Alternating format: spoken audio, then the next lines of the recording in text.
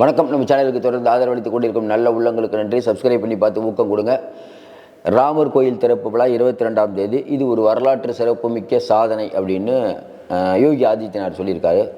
ராமர் எல்லாருக்கும் உரியவர், ராமரை வேட்பாளராக மட்டும்தான் நிறுத்தலை அப்படின்னு சஞ்சய் ராகாவத், உத்தவ் தாக்கரே சொல்லியிருக்காங்க. மம்தா பானர்ஜி வரமாட்டேன்னு சொல்லிட்டாங்க. இப்படிப்பட்ட சூழ்நிலையில் தமிழகத்தில் இருக்கக்கூடிய முக்கிய கட்சிகளுக்கு அழைப்பு. திமுக, அதிமுக, இங்கேருந்து யார் யார் போக போகிறா, திமுக என்ன நினைக்குது, அதிமுக என்ன பண்ண போகுது, நாளை மறுநாள் பிரைம் மினிஸ்டர் வரப்போகிறாரு. இப்போ திமுகவுக்கும் பிஜேபிக்கும் ஒரு நல்லுறவு, குறிப்பாக நல்லுறவுன்னா அந்த இடி பிரச்சனையெல்லாம் வேறு ஒரு அண்டர்ஸ்டாண்டிங் போயிட்டுருக்கும்போது இதை திமுக எப்படி எதிர்கொள்ள போகுது, என்ன நடந்துகிட்ருக்கு, இதனால் என்ன விளைவுகள் ஏற்படும், அதை தான் பார்க்க போகிறோம். முதல்ல டெல்லியில் இருக்கக்கூடிய மோடி அவர்கள் அவருடைய புகழை பாடுவதற்கும் பிஜேபியுடைய அஜெண்டா கோயிலை கட்டுவது. அதற்காக அவங்க கோயிலை கட்டிட்டாங்க. கட்டுறேன்னு சொன்னாங்க, கட்டிட்டாங்க.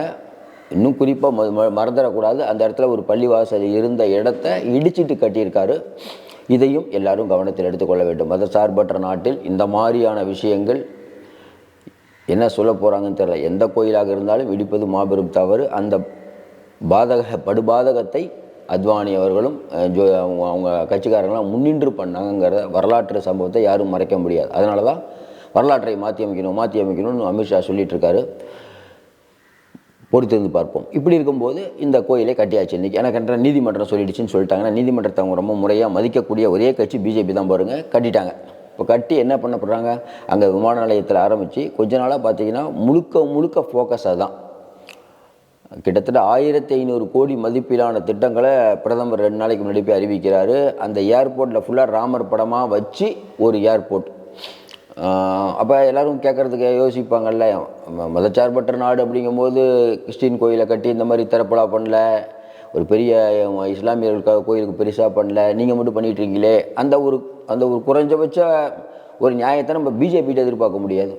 தமிழகத்தில் இது எந்த விதமான தாக்கத்தை ஏற்படுத்தும்? தமிழகத்தில் இங்கே இருக்கக்கூடிய எல்லா கட்சிகளுக்கும் மிக மிக முக்கியமான பிரமுகர்களுக்கெல்லாம் அழைப்பு. உங்களுக்கு தெரியும், விவிஐபி மட்டும்தான் அன்றைக்கி இருக்கணும். பிரதமரே சொல்லிட்டார்ல, மக்கள்லாம் அப்புறம் வாங்க அப்படின்னு சொல்லிட்டாரு. அது பெரிய பணக்காரர்களுக்கான ஒரு திருவிழாவாக நடத்துவார். திரையுலக பிரபலங்கள் ஆரம்பித்து நீங்கள் பார்த்தீங்கன்னா பெரிய ஆளுகள் எல்லாருமே அன்றைக்கி பெரிய பணம் படைத்தவர்கள், அதானி, அம்பானி எல்லாரும் தமிழகத்தில். திமுக இதை எப்படி கையாளப்போது? திமுகவுக்கு இந்த அழைப்பு கொடுக்குறாங்க. திமுகவுக்கு போகலாமா போக வேணாமா அப்படின்னு 2 பேர் கருத்துக்கள். வெளியிட்டு பார்க்கக்கூடிய மக்களுக்கு இதனால் பெரிய இம்பேக்ட் வராது. திமுக போனாலும் ஒன்று தான், போகலைனாலும் ஒன்று தான். அது பெருசாக மக்கள் பெருசாக இதெல்லாம் இங்கே ஓட்டாக கன்வெர்ட் ஆகாது. ஆனாலும் உள்ளே இருக்கக்கூடியவங்க மோடி கோவிச்சுக்குவார், தேவையில்லாமல் ஒரு நல்லுறவு ஏற்படுத்திகிட்டு இருக்குது. இப்போ ஆளுநர் நமக்கு பிடிக்கல, போகிறோமா இல்லையா?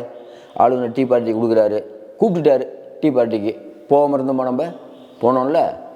அதனால் இதில் முரண்டு பிடிக்க வேணாம், போயிடுவோம். ஏன்னா இப்போ இடியை வச்சு ரொம்ப டார்ச்சர் பண்ணிகிட்டு இருக்கானுங்க. இப்போ போய் நம்ம தேவையில்லாமல் போய் முரண்டு பிடிக்க வேணாம் அப்படின்னு ஒரு கருத்து. இன்னொரு கருத்து, இல்லைங்க அதெல்லாம் தேவையில்லைங்க, அவர் கோயில் கட்டினா அவரோட இருக்கட்டுங்க. உத்தவ் தாக்கரே சொல்லிட்டார்ல, உங்கள் கோயில் இல்லைங்க அது. முதல்ல ராமரே உங்கள் கடவுள் இல்லை, எல்லாத்துக்குமான கடவுள். நான் எப்போனாலும் ராமரை பார்க்க போகணும் அவர் சொல்லிட்டார்ல. அப்படி நம்ம அமைதியாக இருக்கிறது நல்லது அப்படின்னு 2 பேர் கருத்துக்கள். வெளியிலேருந்து பார்க்கக்கூடிய மக்கள் எல்லாத்துக்கும் தெரியும், என்றைக்கு திமுக போன தேர்தலில் வேலை தூக்க ஆரம்பித்தாங்களோ அப்போவே இந்த கடவுள் மறுப்பு அதெல்லாம் விட்டுட்டாங்க. அப்படிங்கும்போது இனிமேல் போயிட்டு அதில் தீவிரமாக இருக்க வேணாம். சேகர் பாபு அவர்கள் கோயிலாக போய் அவரே ஒரு பூசாரி மாதிரி ஆகிட்டார் இந்து சமய கோயிலுக்கெல்லாம். அப்படிங்கும்போது இன்றைக்கி திமுக இந்த விஷயத்தை அநேகமாக லேட்டஸ்ட் தகவல் பிரகாரம் சேகர் பாபுவை அனுப்புறதுக்கு தான் சரியாக இருக்கும். ஏன்னா ஏற்கனவே அவர் இந்த துறை அமைச்சருங்க, அவர் போயிட்டு வராருங்க அப்படின்னு சொன்னால் பெரிய இம்பேக்ட் வராது. ஏன்னா போலேன்னா பாருங்கள், இந்து விரோத கட்சி நாங்கள் சொன்னோம்ல, ஒரு அழைப்பித்திருக்காங்க, போகலாமே.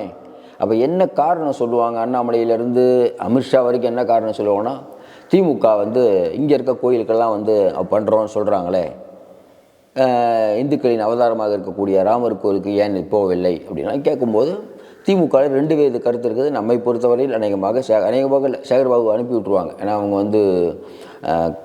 ஒரு திடமாக இருப்பார்கள் நம்ம நினைக்கல. அது அவர்களுக்கு ஒன்றும் பிரச்சனை இல்லை. திமுகவை பொறுத்த வரைக்கும் இது சேகர்பாபு அனுப்புறதுனால அவர்களுக்கு பின்னடையும் இல்லை, முன்னேற்றமும் இல்லை. அது ஒரு பிரச்சனை முடிஞ்சு. ஆனாலும் இங்கே மிக மிக முக்கியமாக முதலமைச்சர் அழைப்பு கொடுக்கறத பார்த்தா, இங்கே இருக்கக்கூடிய தமிழகத்தில் இருக்கக்கூடிய முதலமைச்சர், பெரும்பாலும் எல்லா ஸ்டேட்டில் இருக்க முதலமைச்சரும் தமிழக முதலமைச்சர் வர வேண்டும் அப்படிங்கிறதுக்கு அவர்கள் எதிர்பார்ப்பு. ஆனால் இவர்கள் அதற்கு ஒரு மினிஸ்டர்னு சொல்லி அதோட இந்த பாலிட்டை முடிச்சிருவாங்க. எடப்பாடி தரப்பை பொறுத்த வரைக்கும் பெருசாக அவங்க இன்ட்ரெஸ்ட் இது வரைக்கும் காட்டல, ஏன்னு தெரியல. அவர்கள் என்ன நினைக்கிறாங்கன்னா, இன்னொன்று திமுகவுக்கும் அதிமுகவுக்கு என்ன வித்தியாசம்னா, திமுக போலேனா இந்து விரோத கட்சிம்பாங்க, அதிமுக போலேனா கூட இந்து விரோத கட்சின்னு சொல்ல முடியாது நீங்கள். அதனால் அதிமுகவுக்கு ஒரு பெரிய மைலேஜ் தான் அதிமுக. ஆனால் அதிமுக வர வேண்டும்னு மேலே இருக்கக்கூடிய பிஜேபி நினைக்குது. பிஜேபியுடைய அழுத்தத்திற்காகவது யாராவது ஒருத்தர் அனுப்பி வைக்க வேண்டும். கேட்கும்போது ராஜேந்திர பாலாஜியா மாதிரி யாராவது ஒருத்தர் அனுப்பி வைக்கலாம் அப்படிங்கிற மாதிரி லேட்டஸ்ட் தகவல். ஏன் இதை சொல்கிறோம்னா, திமுகவுக்கு அதிமுகவுக்கு இந்த சங்கடங்கள் இருக்குது. ஏற்கனவே ஜி.கே. வாசன், ஏசி சண்முகம், பாரிவேந்தர், கிருஷ்ணசாமி இவங்கெல்லாம் போவாங்க. அப்புறம் நடிகர்கள் அதெல்லாம் தனி. இன்னும் குறிப்பாக சொல்லணும்னா, இந்த ராமர் கோயிலை பொறுத்த வரைக்கும் தமிழகத்தில் ஒரு இம்பேக்ட் இருக்காதுன்னு தெரிஞ்சும் பிஜேபி அப்படிங்கிற நிர்பந்தத்துக்காக சில முடிவுகள் எடுக்க வேண்டிய கட்டாயம் இருக்குது. ஓபிஎஸ் போகிறாரு, ஓபிஎஸ் பையன் ரவீந்திரநாத் போகிறாரு. அது ஒரு பெரிய பட்டாளமே போகும். ஏன்னா அவர்கள் அதிகாரம் அது போயிடுவாங்க. கூட்டணி கட்சி வேறு ஆகிட்டாரு, அதனால் போகும். அதில் சசிகலாவுக்கெல்லாம் அழைப்பு இருக்கிறதா, இப்படி சொல்லணும், இப்படிலாம் பெரிய பல விஷயங்கள் யோசிப்பாங்க. இதையே ஒரு கூட்டணியாக கட்டமைப்பதற்கான முயற்சிகள் ஒரு ரவுண்டு போயிட்டுருக்குது. இங்கே இருக்கக்கூடிய நிலைமையில் இன்றைக்கி அதிமுக கூட்டணி தனியாக இருக்குது. பிஜேபியில் இருக்கக்கூடிய தலைவர்களை ஒன்றிணைந்து கூட்டு போகலாமா அப்படிங்கிறதுக்கான ஒரு பெரிய திட்டம் தயாராகி கொண்டு இருக்கிறது. நிறைய பேர் பெரிய நெட்வொர்க்கே அதுக்காக வேலை பார்க்குது. இங்கே இருக்கக்கூடிய ஜிக்கள் விட்டுருங்க, பிஜேபியில் இருக்கிற விட்டுருங்க, பிஜேபிக்கெல்லாம் வெளியில் இருக்காங்கல்ல, அந்த ஒரு பெரிய இன்ஃப்ளூயன்ஸ் ஏகப்பட்டது வேலை செஞ்சிட்ருக்குது. இன்னொரு புறம் மறுபடியும் நம்ம சொல்கிற மாதிரி ஒரு கொள்கைனா அதில் நீங்கள் திடமாக இருக்க வேண்டும். நமது கொள்கை என்ன? கலைஞர் அவர்கள் காலத்து திமுக இன்றைக்கி இல்லை. அதுக்கு அவர்கள் சொல்ல காரணம் இல்லை இல்லைங்க, பிஜேபிங்கும்போது கொஞ்சம் நீக்கு போக்காக நடத்துக்கணுங்கிறாங்க. அது அவர்களுடைய அரசியல். ஆனாலும் சாஃப்ட் இந்துத்துவா, ஹார்டு இந்துத்துவானா மக்கள் ஹார்டு இந்துத்துவாவுக்கு தான் போவாங்க. நீங்கள் என்ன சாஃப்ட் இந்துத்துவான்னு சொல்லுவாங்க. எல்லாருக்கும் பொதுவான அரசுங்க. ராமர் கோயில் கட்டுறாங்க, கூப்பிட்டாங்க, எங்கள் மினிஸ்டர் அனுப்பிச்சிட்டோம். அதோட திமுக முடித்து கொள்வதற்கான வேலைகள் தான் பார்த்துட்ருக்காங்க. ஆனாலும் இன்னும் திடமாக முடிவெடுக்கப்படவில்லை. லேட்டஸ்ட் தகவல், பிரைம் மினிஸ்டர் நாளைக்கு நைட்டு ஃபண்ட் அறிவிக்கிறாருங்கிற மாதிரி சொல்கிறாங்க, அடுத்த நாள் வரதுக்கு. அது ஒரு அரசியல். அதையும் திமுக பேசணும், கண்டிப்பாக பேசும். ஏன்னா பிரதமர் வர்றதுக்கு முதல் நாள் ஃபண்ட் அலாட் பண்ணுறது எந்த விதமான அரசியல்? ஃபண்டுலேயும் அரசியலா? இன்னும் அலாட் பண்ணல. ஒருவேளை அன்னைக்கு அலாட் பண்ணினா அது பெரிய சிக்கல். ஏன்னா நிதி நிலைமையில் தள்ளாடிட்டு இருக்குது. ஏற்கனவே இங்கே இருக்கக்கூடிய அதிமுகவை இங்கே கூடிய பிஜேபியில் இருக்கவங்க இன்னும் நிறையா பண்ணுங்கன்னு சொல்லிட்டு இருக்கும்போது இந்த ராமர் கோயிலை வைத்து பெரிய ஒரு அரசியல் நடத்தப்படுகிறது. லேட்டஸ்ட்டு மணிப்பூரில் நம்ம ராகுல் காந்தி போகிறதுனால ராகுல் காந்தி, பிரியங்கா காந்தி எல்லாத்துக்கும் அழைப்பு. பார்க்குற போது நல்லா ஒன்று புரியுது. உத்தவ் தாக்கரே வேகமாக எடுத்துட்டாரு, மம்தா பானர்ஜி வேகமாக எடுத்துட்டாங்க. அகிலேஷ் யாதவ் என்ன பண்ண போகிறாருன்னு தெரில. சரத்பவாரை வளைப்பதற்கு அதானி பேசிகிட்டு இருக்கிறதா சொல்கிறாங்க. நீங்கள் எப்படி வரணும்னு. ஏன் இதை சொல்கிறோம்னா, உத்தவ் தாக்கரே வரமாட்டேங்கிறாரு. ஆனால் நீங்கள் போய் சரத்பவாரை அதானி வச்சு கூப்பிடுறீங்க. ஏற்கனவே கொஞ்ச நாளைக்கு முன்னாடி மோடி அவர்களும் சரத்பவார்களும் ஒரே மேடையிலிருந்து சிக்கலாச்சு, போவாதீங்கன்னு சொல்லி போனார். இந்தியா கூட்டணி இவ்வளோ பெரிய நிலைமையில் இருக்கும்போது அதாவது உலகத்தில் இருக்கக்கூடியவர்களை தாண்டி இந்திய மக்களுக்கு பாருங்கள் பெரிய ஒரு சாதனையை நாங்கள் பண்ணிட்டோம். எல்லா கட்சி தலைவர்களையும் எங்களுக்கு ஆதரவு கொடுக்குறாங்க. எந்த கட்சி தலைவர்களும் மறுக்க முடியாத ஒரு கோயிலாக மாறிடுச்சு அப்படின்னு சொல்கிற அளவுக்கு இன்றைக்கி பிஜேபி சில வேலைகளை பண்ணியிருக்குது. இதை மறுப்பதற்கு பெரிய தைரியம் வேணும். அந்த தைரியம் மம்தா பானர்ஜி இருக்குது, உத்தவ் தாக்கரே இருக்குது. நிறைய பேர் பேசுவாங்க, அதெல்லாம் மாற்று கருத்தே இல்லை. இப்படிப்பட்ட கழுவுற மீனில் நழுவுற மீனாக இருக்கிறது நல்லதுன்னு திமுகவும் எடப்பாடி பழனிசாமி நினைக்கிறாங்க. மறுபடியும் சொல்கிறோம், திமுக ஒருத்தர் அனுப்பிடுவாங்க, எடப்பாடிக்கும் சிக்கல் இல்லை. இங்கே பிரச்சனையே இல்லாத நிறைய பேர் இருக்காங்க. இன்னும் குறிப்பாக சொல்லணும்னா, இந்த விஷயத்தை பொறுத்த வரைக்கும், ராமர் கோயிலை பொறுத்த வரைக்கும் தமிழ்நாட்டில் பிஜேபியும் பெருசாக அடக்கி தான் வாசிக்கிறாங்க. அவங்களுக்கு நல்லாவே தெரியும் தமிழ்நாட்டில் அதெல்லாம் எடுபடாது அப்படின்ட்டு. பிரதமர் மோடி வருவதும் இங்கே ராமர் கோயிலுக்கு ஆட்கள் செல்வதும் உண்மையிலேயே ஒரு பரபரப்பான சமயம். யார் போகிறாங்கன்னு கடைசியாக முடிவாகுது பாருங்கள். அப்போ இன்னும் பல ட்விஸ்ட்டுகள் இருக்கும். ஏன்னா அதிமுகவில் திமுக ரெண்டுலேயுமே இங்கேருந்து போகக்கூடிய நபர்கள் அவர்களை பார்த்தாவே தெரியும் எந்த அளவுக்கு அந்த ஒரு விழாவுக்கு இங்கே இருக்கக்கூடியவர்கள் என்ன மாதிரியான முக்கியத்துவம் கொடுக்குறாங்கன்னு. தர்ம சங்கடம் எடப்பாடிக்கும் ஒரு தர்ம சங்கடம் ரொம்ப நெருங்கியும் போக முடியாது. முதலமைச்சருக்கும் அதே ஒரு பிரச்சனை, ரொம்ப நெருங்கி போக முடியாது. ஓபிஎஸ் மற்றவங்களாம் போவாங்க. அவர்களை தங்கள் பிஜேபியுடைய ஆட்களாக காட்டிக்கொள்வதற்கு, இன்னும் நெருக்கமாக இருக்கிறோம் காட்டிக்கொள்வதற்கு ஒரு பெரிய சந்தர்ப்பம். இப்படி பலவிதமான விஷயங்கள் நடந்தாலும் இதை வைத்து பிஜேபி மெட்டீரியல் ஆக்கும்னு நினைக்கிறாங்க. வெளியில் இருக்கிறதெல்லாம் பார்க்கும்போது இது மெட்டீரியல் ஆகாத கண்டென்ட் தான் நம்ம நினைக்கிறோம்.